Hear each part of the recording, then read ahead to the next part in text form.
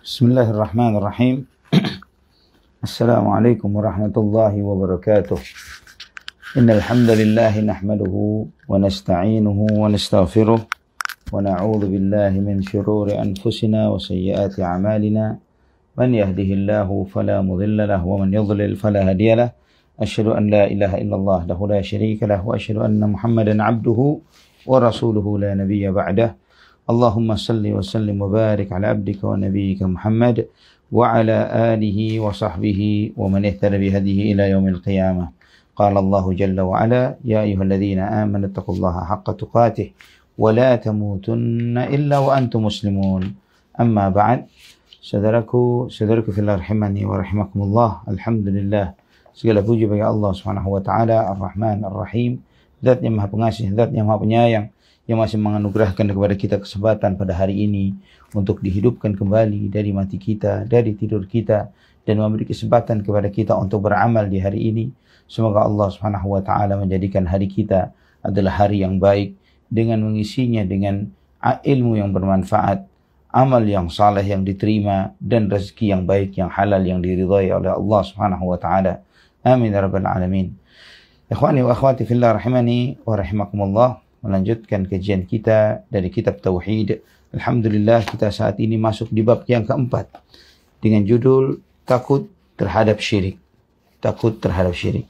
Ikhwatal iman rahimani wa rahimakumullah. Bab ini sangat sesuai dengan bab-bab sebelumnya, dan bab ini menunjukkan kepada kita bagaimana penyusunan bab ini menunjukkan kepada kita begitu paham dan mendalamnya penulis buku ini rahimahullah terhadap apa yang beliau sampaikan di dalam karyanya ini, dan bagaimana beliau menyusunnya dengan sangat rapi. Bagaimana beliau di bab yang pertama menjelaskan tentang hakikat tauhid, di bab kedua beliau rahimahullah menjelaskan tentang keutamaan tauhid dan dosa yang diampuni dengannya. Kemudian di bab yang ketiga beliau menjelaskan tentang barang siapa yang merealisasikan tauhid, dia masuk surga tanpa hisab dan tanpa azab. Dan ikhwatul iman rahimani wa rahimakumullah adalah sangat tepat ketika menjelaskan hal yang besar ini, juga menjelaskan tentang lawan dari tauhid, yaitu kesyirikan. Ya, di bab yang keempat ini kita bahas tentang takut kepada kesyirikan. Kenapa kita perlu mengetahui lawan dari tauhid, yaitu syirik? Karena seseorang jika tidak mengetahui lawan dari sesuatu, dia akan terjerumus kepada hal tersebut tanpa disadarinya. Sebagaimana yang terjadi pada sebagian dari umat ini, ikhwani wa akhwati fillah. Nabi, sebagaimana perkataan Umar bin Khattab radhiyallahu an, beliau mengatakan, yushaku an tunqada ural islami urwatan idza nasha'a fil islami jilun ma la ya'riful jahiliyah. Islam ini akan pudar sedikit demi sedikit jika muncul dalam generasi Islam ini generasi yang tidak tahu jahiliyah. Karena ketidaktahuan tentang permasalahan jahiliyah, maka terjerumuslah sebagian umat Islam ke dalam dosa-dosa jahiliyah tanpa mereka sadari. Ya, sehingga banyak hal yang merupakan bagian dari masyarakat jahiliyah yang sampai hari ini dilakukan oleh kaum muslimin. Ikhwatul iman rahimani wa rahimakumullah. Maka penting bagi kita untuk mengetahui akan tauhid dan juga mengetahui tentang syirik serta bahaya syirik. Pintu-pintu kesyirikan, jenis-jenisnya, bahaya-bahayanya. Ya, karena banyak sekali seseorang terjerumus ke dalam kesyirikan ini karena dia tidak tahu.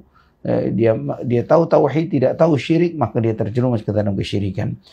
Dan sebagaimana seorang penyair mengatakan, wadziddu yudhiru husnahu dziddu wa bidziddiha tatabayyanul asya'u, bahwa dengan lawan dari sesuatu diketahuilah kebaikan dari lawannya. Maka dengan terjadinya perbedaan ini semakin jelaslah segala sesuatu.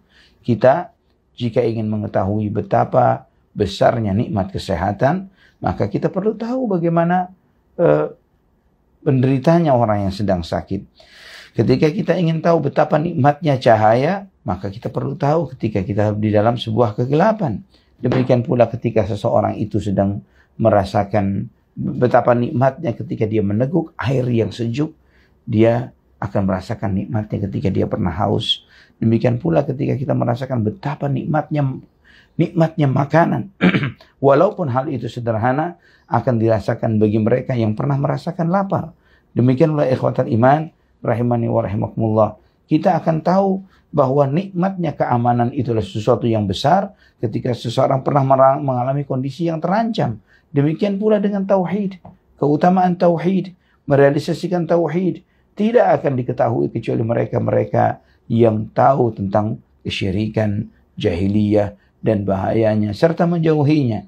Ya, dengan begitu dia menjaga nikmat tauhid ini, ya, dan waspada terhadap segala hal yang menyebabkan seseorang terjerumus ke dalam kesyirikan. Karena sebagian orang ikhwatal iman rahimani wa rahimakumullah seringkali meremehkan tentang belajar ilmu tauhid ini.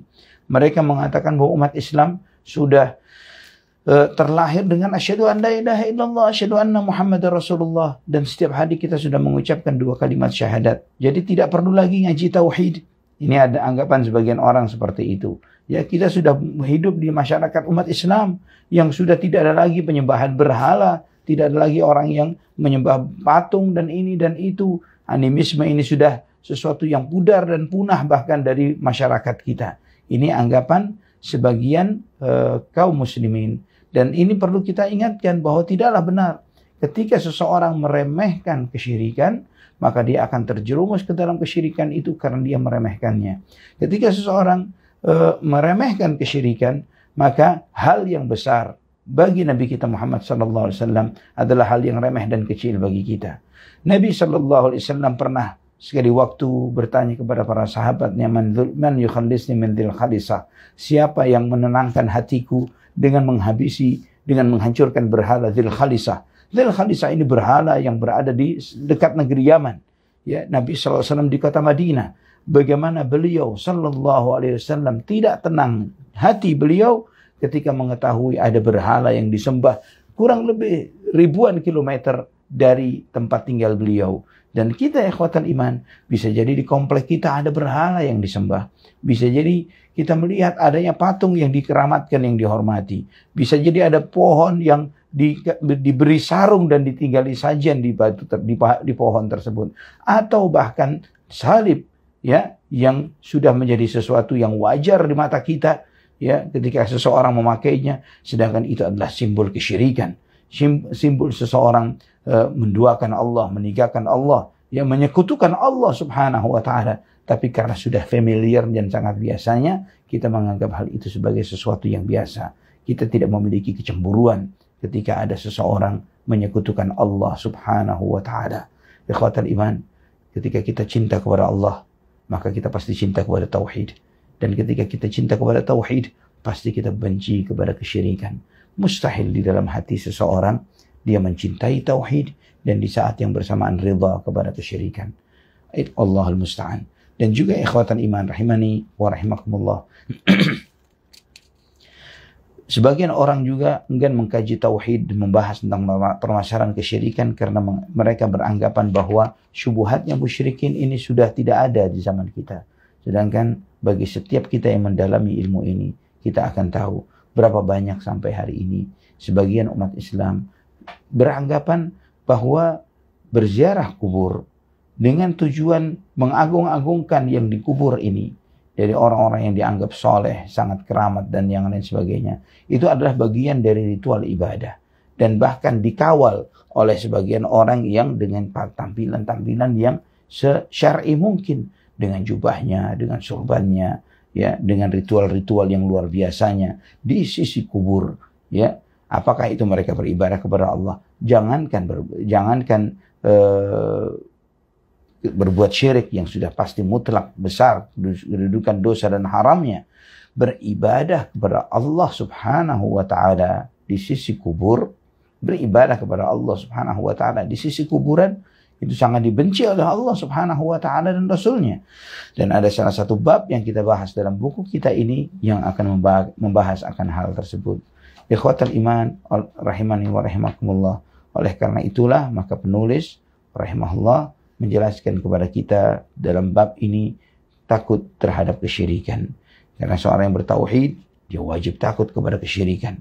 Ya, karena seorang tidak mungkin dia mengatakan saya bertauhid kepada Allah Subhanahu wa taala tapi dia tidak tahu tentang bahaya syirik. dan tidak mengkhawatirkan dirinya terjerumus ke dalam kesyirikan.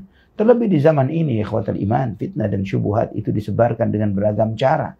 Bahkan di dalam game-game yang dimainkan oleh anak-anak kita, di situ pun ada ritual-ritual penyembahan terhadap berhala.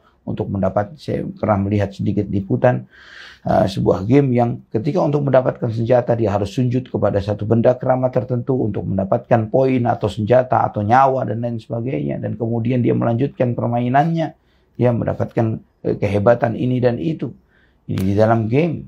Kemudian di dalam media-media apa yang kita tonton di sehari-hari, di sinetron-sinetron, ya di drakor-drakornya sebagian orang yang menontonnya, ya mereka mungkin melihat di situ misi-misi kesyirikan, misi-misi kekufuran, misi-misi LGBT dan yang semisalnya, yang tanpa disadari setidaknya ya antum melihat bagaimana kerusakan yang terjadi di masyarakat kita dahulu ketika ada seseorang yang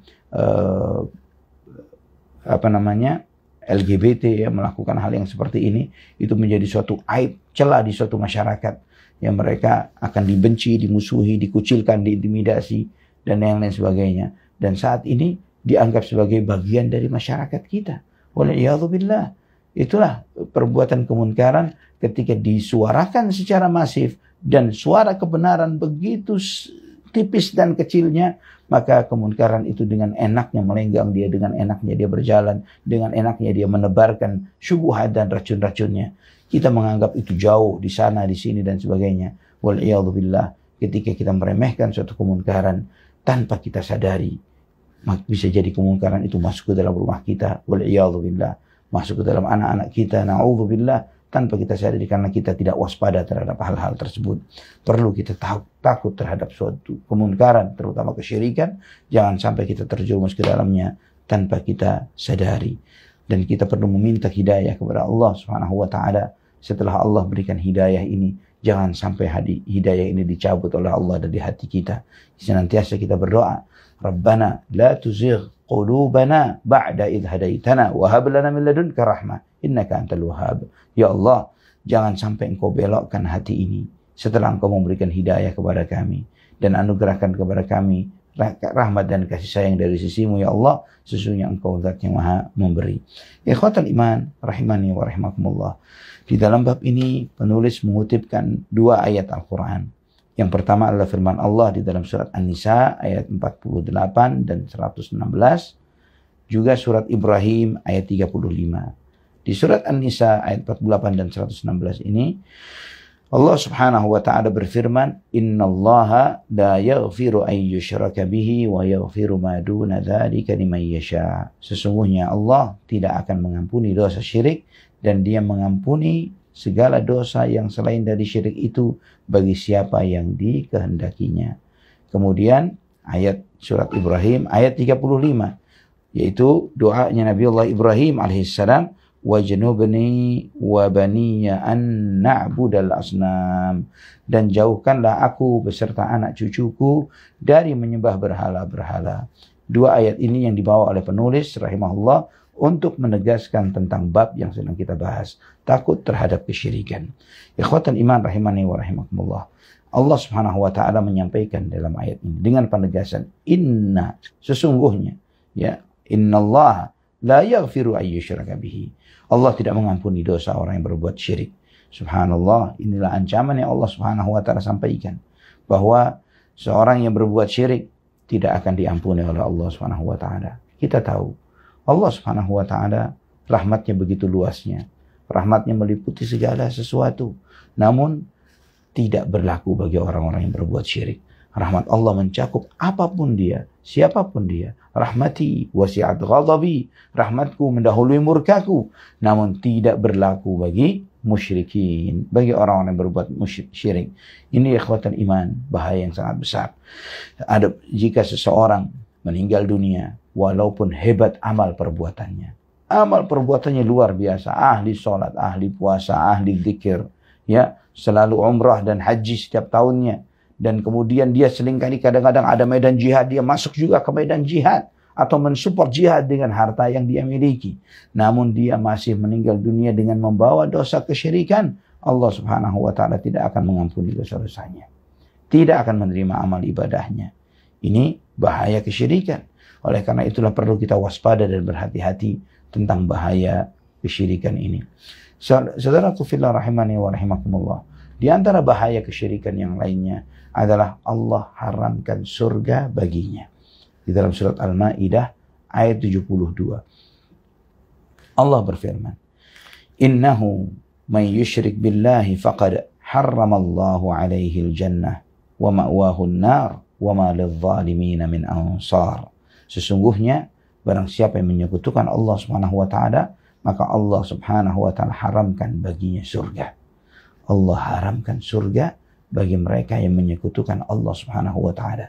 Dan orang-orang zalim, yaitu orang-orang musyrik itu, mereka tidak akan mendapatkan penolong lain. Tidak akan ada penolong bagi mereka. Ikhwatal iman, surga yang merupakan rahmat Allah Subhanahu wa taala bagi hamba-hambanya, ikhwatal iman, itu diharamkan oleh Allah Subhanahu wa taala bagi mereka yang menyekutukan Allah Subhanahu wa taala. Ikhwatal iman rahimani wa rahimakumullah.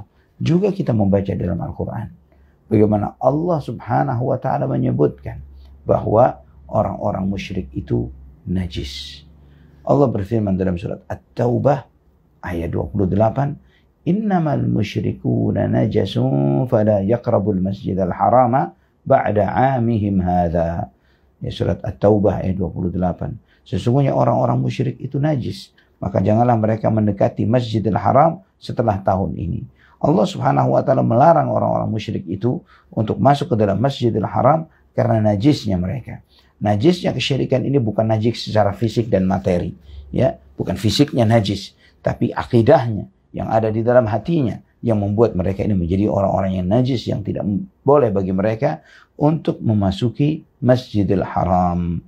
Karena yang boleh masuk Masjidil Haram adalah ahli tauhid, orang yang bertauhid kepada Allah Subhanahu wa taala. Karena ahli tauhid mereka adalah wali Allah.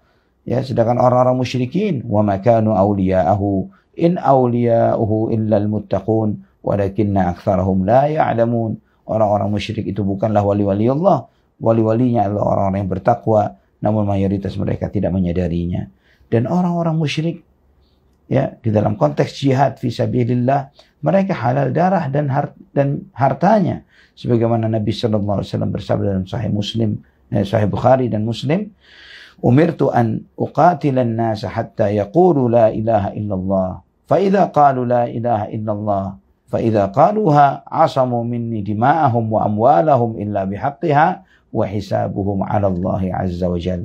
Aku diperintahkan untuk menyampaikan kepada seluruh umat manusia, hendaklah mereka mengucapkan la ilaha illallah. Ketika mereka mengucapkan la ilaha illallah, maka terjagalah harta mereka dan darah mereka kecuali dengan haknya, dan hisab mereka antara mereka dengan Allah Subhanahu wa taala. Ini tentang ayat surat An-Nisa ayat 48 dan 116. Innallaha la yaghfiru an yushraka bihi wa yaghfiru ma duna dzalika liman yasha. Kemudian penulis mengatakan Al-Khalil Ibrahim alaihissalam berkata, yang membaca dalam doa sebagaimana Allah firmankan dalam surat Ibrahim ayat 35, "Wajnubni wa baniya an na'budal asnam." Dan jauhkanlah aku dan anak-anakku dari menyembah berhala. Al-Khalil adalah gelar bagi Nabiullah Ibrahim alaihissalam. Kenapa beliau digelari dengan Al-Khalil? Karena beliau adalah Khalilullah. Apa arti Khalilullah? Kekasih Allah Subhanahu wa taala. Ya, kekasih Allah Subhanahu wa taala. Di dalam surat An-Nisa ayat 125, Allah Subhanahu wa taala berfirman, "Wattakhadallahu Ibrahima khalila." Allah Subhanahu wa taala mengangkat Ibrahim sebagai kekasihnya. Apa beda Khalil dan Habib atau Mahabbah? Ya, Khalil, Al-Khullah dan Mahabbah. Kata cinta di dalam bahasa Arab memiliki persamaan yang banyak, ikhwani wa akhwati fillah. Ya, ada banyak nama seperti mahabbah itu cinta, ishq itu adalah cinta, al-khullah itu cinta, ya, dan banyak lagi yang lainnya, mawaddah itu cinta. Banyak sekali padanan, dan jika Anda ingin mengetahui secara detail perbedaan satu dengan yang lainnya, silahkan membaca kitabnya Syekhul Islam Ibn Taimiyah rahimahullah, Al-Qaidah fil Mahabbah, atau membaca buku Al-Imam Ibn Qayyim rahimahullah, Rawdatul Muhibbin wa Nuzhatul Mushtaqin. Ikhwatan iman rahimani wa rahimakumullah. Apa beda mahabbah dan khullah? Habib dan khalil. Yang artinya sama-sama kekasih Allah. Khalil itu adalah level tertinggi dari kekasih Allah Subhanahu wa taala. Ya, al-khullah itu dari kata al-khullah. Khullah ini adalah tingkatan cinta tertinggi. A'la maratibil mahabbah itu adalah al-khullah. Dan itu bagi Allah Subhanahu wa taala yang memiliki tingkat kecintaan tertingginya Allah kepada hambanya kepada dua orang saja, yaitu Nabi kita Muhammad sallallahu alaihi wasallam dan Nabiullah Ibrahim alaihi salam. Sebagaimana sabda Nabi kita Muhammad SAW yang sahih, innallaha qad ittakhadhani khalilan kama ittakhadha Ibrahim khalila. Allah telah menjadikanku sebagai khalilnya, kekasih dekatnya, sebagaimana Allah mengangkat Nabiullah Ibrahim sebagai kekasih dekatnya. Maka dari sini kita menyadari dan mengetahui, ikhwani wa akhwati fillah, jika ada seseorang mengatakan Muhammad Rasulullah SAW sebagai Habibullah, bukan Khalilullah, maka dia telah menurunkan level beliau sallallahu alaihi wasallam. Karena Nabi kita Muhammad sallallahu alaihi wasallam bukan sekedar Habibullah, tapi beliau adalah Khalilullah. Nah, ikhwatal iman, kita mengetahui Nabiullah Ibrahim alaihissalam ketika beliau hidup, beliau menghancurkan berhala kaumnya. Dan sebagai konsekuensinya, Nabiullah Ibrahim alaihissalam harus menghadapi ujian dibakar hidup-hidup oleh kaumnya. Ini yang dihadapi oleh Nabi Ibrahim alaihissalam. Namun beliau tetap tegar di atas tauhid. Dan semua perjalanan hidup beliau alaihissalam mencerminkan tentang tauhid. Beliau diuji dengan untuk mengorbankan anaknya. Mana yang lebih dicintainya? Allah subhanahu wa ta'ala atau anaknya. Dan setiap ujian itu Nabiullah Ibrahim alaihissalam lolos uji. Lolos ujian. Walaupun demikian, ikhwani wa akhwati fillah, apakah Nabi Ibrahim kemudian beliau mengentengkan dan menganggap gampang perbuatan syirik, meremehkannya? Kenyataannya tidak demikian. Beliau alaihissalam di antara doa yang beliau baca di dalam permintaan dan permohonannya, wajadubani wa baniya an na'budal asnam. Ya Allah, jauhkan aku dan anak-anakku dari menyembah berhala. Sebuah doa yang insya Allah belum pernah kita panjatkan kepada Allah. Belum pernah kita meminta kepada Allah, ya Allah, jauhkan aku dari menyembah berhala. Ya, di mana kita mau menyembah berhala? Jauh sekali. Tapi Ibrahim alaihissalam yang beliau menghancurkan berhala kaumnya, tidak mendiamkan mereka begitu saja dengan berhala yang mereka sembah. Yang seperti ini pun ikhwani wa akhwati fillah, beliau minta kepada Allah, wajnubni wa baniya an na'budal asnam. Dan beliau mengatakan, Rabbi innahunna adlalna katsiran minan nas. Karena berhala-berhala itu banyak menyesatkan manusia, wahai Tuhanku. Maka sebagian para ulama salaf, ya, seperti Ibrahim At-Taimi rahimahullah, beliau mengatakan, jika Nabi Ibrahim alaihissalam tidak merasa dirinya aman dari terjerumus ke dalam perbuatan syirik, maka siapa lagi yang boleh merasa dirinya aman supaya tidak terjerumus ke dalam kesyirikan? Ini ikhwatan iman, bantahan yang sangat kuat, ya, sanggahan yang sangat kuat bagi mereka yang beranggapan bahwa tidak perlu khawatir dan takut terhadap kesyirikan. Santai saja, ya. Orang yang beranggapan seperti ini terjawab dengan dua ayat ini. Mereka tidak menyadari bahwa seorang yang hamba Allah yang sangat soleh, Nabiullah Ibrahim alaihissalam, takut terjerumus ke dalam perbuatan syirik. Ikhwatan iman, dua ayat ini memberikan kepada kita beberapa pelajaran. Yang pertama, bahwa syirik adalah dosa yang paling besar.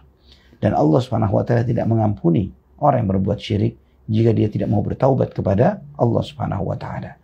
Dan kemudian yang kedua, dosa selain syirik. Selain syirik, apapun itu, jika dia meninggal dunia dan belum bertaubat dari dosa tersebut, maka orang ini di bawah kehendak Allah. Jika Allah menghendaki, Allah ampuni. Jika Allah menghendaki, Allah azab dia. Ya, artinya itulah kenapa di antara akidah Ahlus Sunnah, kita tidak boleh mengecap seseorang itu ahli neraka hanya karena dosa besar yang dilakukannya. Ingat ini ikhwatal iman, ini tidak sembarangan, ya. Karena kita melihat ada seseorang doyan zina misalnya, kita katakan neraka dia, jahanam dia, Ya, ketika melihat seseorang doyan khamr atau pemakan riba, ya, seorang aktivis di bank misalnya, seorang manajer atau ini dan sebagainya, bank riba, kemudian wah matinya pasti suul khatibah dan neraka. Tidak boleh seperti itu. Ya, karena Allah Subhanahu wa taala tidak mengampuni dosa orang yang berbuat syirik dan mengampuni dosa selain itu bagi siapa yang dikehendakinya. Itu harus ada dalam akidah kita. Bahwa kita harus selalu mengharapkan kebaikan bagi saudara kita yang masih terjerumus ke dalam perbuatan-perbuatan maksiat dan dosa.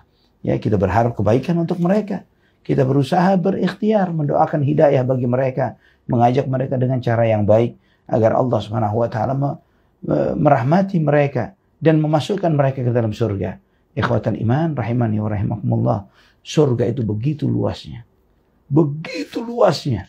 Sehingga nanti Nabi SAW telah menyebutkan dalam hadis, di antara hadis beliau yang sahih, bahwa saking luasnya surga, saking besarnya surga, setelah seluruh penduduk surga ini masuk ke dalam surga dari Bani Adam yang telah ditetapkan oleh Allah Subhanahu wa taala, selain orang-orang yang terjerumus ke dalam kesyirikan, setelah miliaran manusia dari Adam alaihissalam sampai manusia terakhir yang beriman kepada Allah Subhanahu wa taala dimasukkan ke dalam surga, ternyata surga itu masih sepi. Surga masih sepi. Maka Allah Subhanahu wa taala sampai menciptakan makhluk-makhluk baru untuk meramaikan surga. Ikhwatal iman, arduhas samawati wal ard. Lebarnya surga ini selebar langit dan bumi. Jatah manusia terakhir yang masuk surga, Allah berikan baginya bumi dikali 10 dalam riwayat, dan dikali 5 lagi, 50 kalinya bumi. La haula wala quwwata illa billah. Subhanal malikil quddus. Subhanal malikil quddus. Maha suci Allah Subhanahu wa taala, raja yang maha suci. Ikhwatal iman rahimani wa rahimakumullah. Pelajaran yang lainnya adalah hendaklah kita takut terhadap perbuatan syirik. Jika imamnya ahli tauhid, bapak para nabi dan para rasul, Ibrahim alaihissalam, takut terjerumus ke dalam kesyirikan yang hampir mustahil beliau ini menyembah berhala. Namun beliau berdoa kepada Allah, ya Allah, jangan sampai aku menyembah berhala. Jangan sampai anak-anakku menyembah berhala. Bagaimana kita merasa diri kita aman dari perbuatan syirik, ikhwani wa akhwati fillah. Kemudian juga di dalam manfaat dari dua ayat ini adalah disunnahkannya, dianjurkan kita berdoa meminta kepada Allah agar dijauhkan dari musibah dan bala. Ya, karena satu hembusan nafas pun kita tidak mungkin terlepas dari Allah Subhanahu wa taala. Jika sedetik Allah lepaskan kita, musibah dan malapetaka akan menimpa seluruh kehidupan kita. Ya, kita selalu dekat dengan Allah, minta kepadanya. Setiap langkah, setiap hembusan nafas, kita minta ridha Allah Subhanahu wa taala. Kita memohon kepadanya, mendekat kepadanya. Ingat ikhwatal iman, segala nasib baik yang kita harapkan di tangan Allah. Segala nasib buruk yang kita khawatirkan terjadi pada diri kita, keluarga kita, anak-anak kita, orang-orang yang kita cintai, di tangan Allah Subhanahu wa taala. Segala jalan yang mengantarkan kepada hal-hal yang baik, Allah yang memberikan hidayah kepadanya. Segala jalan yang menyebabkan seseorang terjerumus ke dalam malapetaka dan musibah yang akan menimpa dirinya, jalan-jalan itu diketahui oleh Allah Subhanahu wa taala. Jika kita ingin selamat, hidup kita dunia dan akhirat, mendekat kepada Allah, mendekat kepada Allah, minta kepadanya, tidak akan pernah menyesal seorang hamba yang dekat dengan Allah Subhanahu wa taala. Dan juga di dalam ayat-ayat ini sanggahan terhadap orang-orang yang mengatakan bahwa umat Muhammad pasti tidak akan terjerumus ke dalam perbuatan syirik. Ini anggapan sebagian kaum muslimin yang mereka mengatakan bahwa umat Muhammad, karena dia adalah umat Muhammad sallallahu alaihi wasallam, maka dia tidak akan terjerumus ke dalam perbuatan syirik. Ini terbantahkan dengan dua ayat yang telah kita pelajari pada kesempatan ini. Ikhwatal iman rahimani wa rahimakumullah. Kita baca sekilas hadis yang insya Allah akan kita bahas pada kesempatan esok hari, yang di dalam hadis ini ya diriwayatkan dalam salah satu hadis Rasulullah sallallahu alaihi wasallam bersabda, akhwafu ma akhafu alaikum asyirkul asghar, fasu'ila anhu faqala ar-riya. Sesuatu yang paling aku khawatirkan menimpa kamu sekalian adalah perbuatan syirik kecil. Ketika ditanya tentang maksudnya, beliau menjawab yaitu riya. Ya, hadis ini riwayat Imam Ahmad, At-Tabrani, Ibn Abi Dunya dan Al-Baihaqi dalam kitab Az-Zuhudnya. Ikhwatal iman rahimani wa rahimakumullah. Nabi SAW sangat mengkhawatirkan akan perbuatan syirik. Jangankan syirik besar, syirik kecil pun dikhawatirkan oleh Nabi, yaitu riya. Dan riya ini ikhwatal iman, di masa kita seperti saat ini sudah menjadi bagian dari budaya. Ya, tidaklah seseorang itu beramal dengan suatu amalan kecil maupun besar kecuali dia akan membubuhi amalan itu dengan riyanya, ya, dengan memamerkannya. Jika riya di zaman dahulu, ya, memamerkan ibadah hanya dipamerkan kepada orang-orang terdekat, ya, teman sebelah, keluarga, saudara. Semalam saya bangun salat malam loh. Semalam saya baca Quran ini 1 juz loh. Ya, itu kita hanya pamerkan kepada orang-orang terdekat karena tidak ada media sosial, tidak ada media telekomunikasi seperti sekarang. Namun saat ini riya itu sudah menjadi riya internasional, ikhwatal iman. Ya, tidaklah orang bangun malam kecuali dia buat status. Tidaklah dia bersedekah kecuali dia buat status. Tidaklah dia menjalankan ibadah haji dan umrah kecuali dia selfie di belakang Ka'bah, ya, di hadapan Ka'bah. Ya, dia melakukan ini dan itu. Semua amalan perbuatannya dia show dan dia pamerkan kepada orang lain. Dan di saat yang bersamaan dengan riya yang dia lakukan, dengan pamernya ibadah dia, dengan tidak malunya dia ibadah yang semestinya dia niatkan karena Allah Subhanahu wa taala semata, ternyata dia tujukan kepada yang lain. Dia tidak malu akan hal ini. Jika kita menghormati ibadah yang kita niatkan karena Allah, kita tidak suka jika ada seseorang mengetahuinya. Kita lebih baik Allah saja yang tahu. Allah saja yang tahu, jangan sampai ada yang lain tahu. Namun bagi kita, riya ini sudah jadi budaya. Yang bagaimana perbuatan riya ini, dan jangan sampai diremehkan ikhwatul iman. Jangan kita meremehkan riya hanya karena Nabi SAW menyatakannya sebagai syirik kecil. Kecil tapi syirik ikhwatul iman. Kecil tapi syirik. Kita harus waspada. Ya, kita harus berhati-hati. Ikhwatul iman rahimani wa rahimakumullah. Ini kajian kita pada kesempatan ini. Mungkin jika ada yang menchat untuk mengajukan sebuah pertanyaan, silahkan sebelum kita tutup, ya ikhwatul iman. Karena sebagaimana komitmen dan janji ana bahwa ana hanya menyampaikan materi kurang lebih setengah jam saja, agar waktu kita di pagi hari, di waktu setelah menjalankan sholat subuh ini, Allah Subhanahu wa taala memberikan keberkahan di pagi kita dengan mengawalinya dengan la ilaha illallah. Semoga Allah Subhanahu wa taala menjadikan kita sebagai ahli tauhid dan istiqamah di atas tauhid sampai Allah Subhanahu wa taala memanggil kita kelak. Amin ya rabbal alamin. Silahkan kalau ada yang chat untuk mengajukan pertanyaan, mungkin Anda bisa memberikan jawaban terhadap 1 atau 2 pertanyaan antum. Barakallahu fikum. Allahumma salli wa sallim wa barik ala abdika wa nabiyyika Muhammad. Wa nabiyyika Muhammad. Allahumma salli.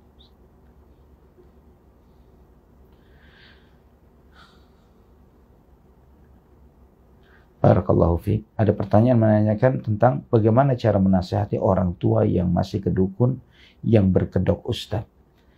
Ya, inilah mengerikannya.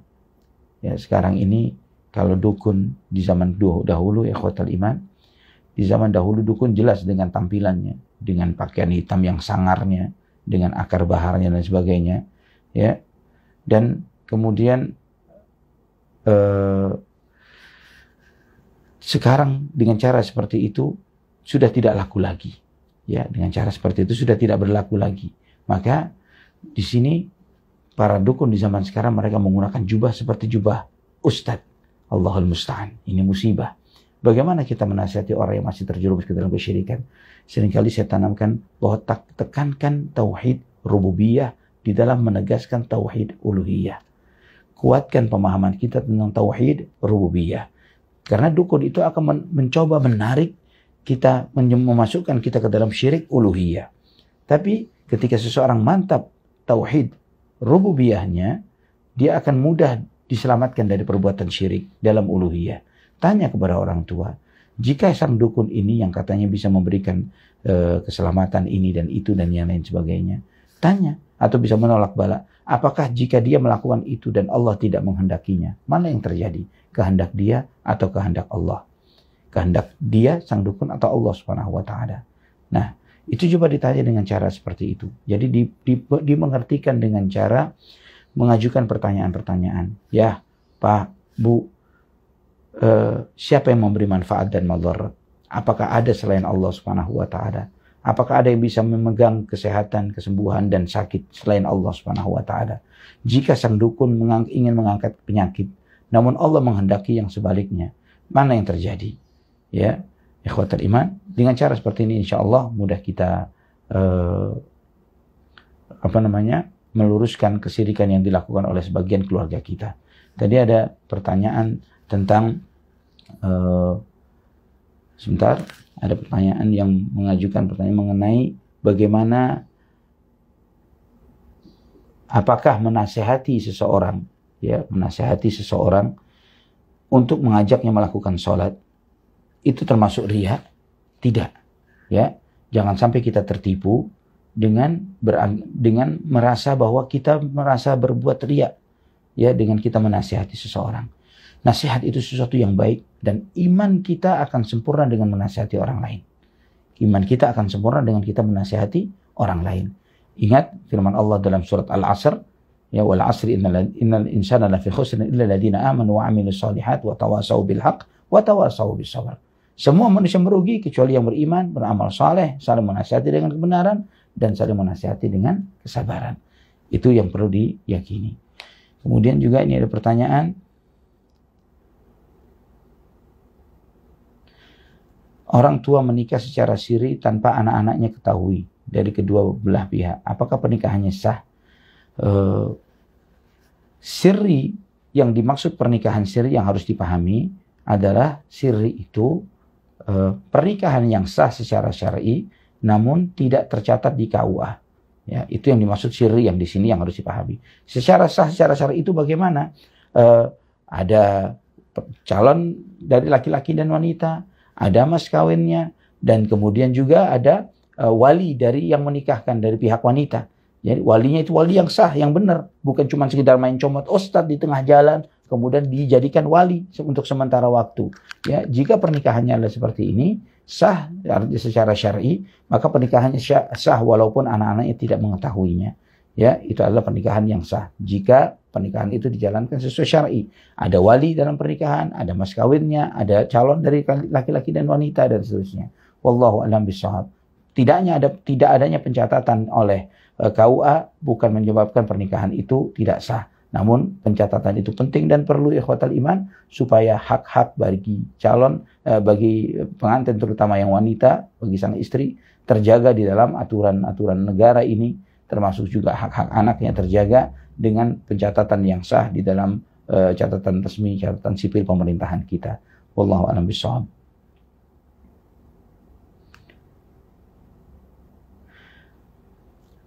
Bolehkah kita menyumbang dengan tidak mencatat nama kita, Ustadz, dengan maksud untuk menyembunyikan amal? Boleh, sangat baik.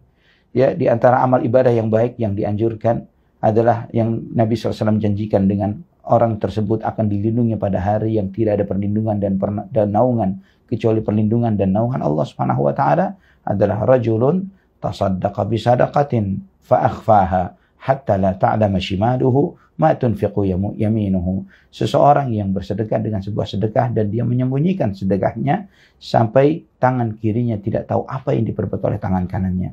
Maka jika Anda bisa memiliki suatu amalan yang Anda sembunyikan dengan rapi, siapapun yang tahu, hanya kita dengan Allah, itu sebaiknya kita jaga seperti itu. Itulah ibadah yang kita harapkan agar diterima oleh Allah Subhanahu wa ta'ala. Bagaimana kalau orang kos non-muslim pasang foto Tuhannya di kamarnya? Orang kos tersebut satu rumah dengan kami. Jika dia di kamarnya dia memasang seperti itu adalah haknya dia. Namun bukan berarti kita diamkan. Beri nasihat, tanya siapa dia, ya, kenapa dipertuhankan, kapan tanggal lahirnya, kapan matinya, kemana perginya, ya, bagaimana Tuhan ada tanggal lahirnya, bagaimana Tuhan punya nasab, bagaimana Tuhan itu hidup dan kemudian mati, bagaimana Tuhan itu makan dan minum ketika dia hidup, terlahir seperti manusia yang lainnya melalui dikandung dalam rahim seorang ibu, kemudian keluar dari jalur yang kita semua mengetahuinya. Tuhan itu menyusu pada ibunya dalam sekian waktu dan kemudian dia juga disunat. Tuhan model apa ini? Ya, tanya, kenapa kamu mempertuhankan Tuhan yang diciptakan, bukan Tuhan yang menciptakan. Carilah Tuhan yang hak, yang benar. Kamu salah menyembah Tuhan yang salah ini. Allahul musta'an wa la haula wa la quwwata illa billah. Jika hendak menikah, orang tua meminta waktunya sesuai dengan hitungan kejawen. Kita jalankan perintah orang tua tersebut dengan niat karena patuh dan taat kepada orang tua. Boleh tidak? Tidak boleh. Ya, karena taat di sini adalah taat yang dalam konteks maksiat, dan maksiat yang terbesar adalah kesyirikan. Ya, Allah Subhanahu wa taala telah menegaskan dalam surat Luqman, "Wa in jahadaka 'ala an tusyrika bi ma laysa laka bihi ilmun fala tuti'huma wa sahibhuma fid dunya ma'rufa." Dan jika kedua orang tuamu memaksamu untuk berbuat kesyirikan yang kamu tidak diizinkan oleh Allah, tidak diberikan kuasa untuk melakukannya, jangan pernah mentaati kedua orang tuamu di dalam perbuatan syirik ini, namun tetap pergaulilah kedua orang tuamu dengan cara yang baik. Ya, tidak boleh taat kepada orang tua di dalam perbuatan syirik yang dilakukan. Allahul musta'an. Ya, dia mencari hari baik dan hari buruk itu adalah telah berburuk sangka kepada Allah, bersuudzon kepada Allah Subhanahu wa taala. Semua hari adalah baik. Ketika kita meyakini hari itu buruk, sedangkan Allah yang menciptakannya, kita berburuk sangka kepada Allah yang menciptakan hari-hari yang baik ini. Dan hari yang terbaik, ikhwatal iman, jika kita isi hari itu dengan maksiat dan dosa, maka hari itu adalah hari yang paling sial bagi kita. Allahul musta'an wa la haula wa la quwwata illa billah. Ada pertanyaan lagi, kalau ayah dari pihak wanita sudah meninggal, wali yang dimaksud sah siapa Ustaz? Jika ayah dari dari orang tua wanita sudah meninggal, maka pamannya, saudara kandungnya, ya, saudara kandung laki-laki, paman dari perempuan tersebut. Jika tidak ada sama sekali dan sebagainya, adalah wali hakim. Siapa wali hakim? Bukan seseorang yang namanya hakim kemudian diangkat jadi wali, atau kemudian orang yang bukan hakim kemudian dihakim-hakimkan. Ya, wali hakim adalah pencatat catatan sipil di KUA. Itu yang dimaksud dengan wali hakim. Hakim artinya hakim pemerintah, bukan sembarangan orang.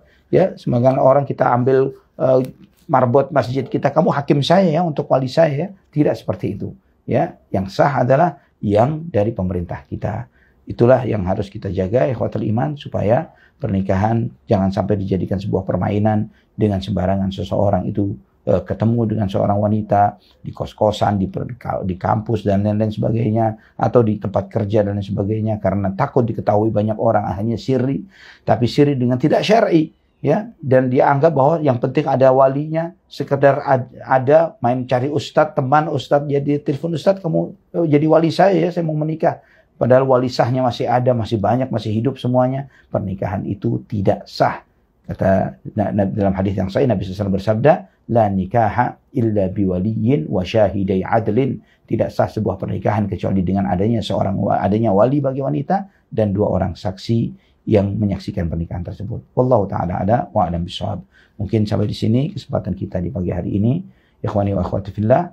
Insyaallah besok kita akan melanjutkan kajian kita dari kitab Tauhid, dan alhamdulillah kita insyaallah besok membahas tentang riya. Semoga Allah Subhanahu wa taala menyelamatkan kita semuanya dari segala perbuatan syirik kecil dan besarnya. Amin ya rabbal alamin. Barakallahu fikum. Subhanakallahumma bihamdik asyhadu an la ilaha illa anta astaghfiruka wa atubu ilaik. Wassalamu alaikum warahmatullahi wabarakatuh. Allah yabarik fikum ikhwatal iman.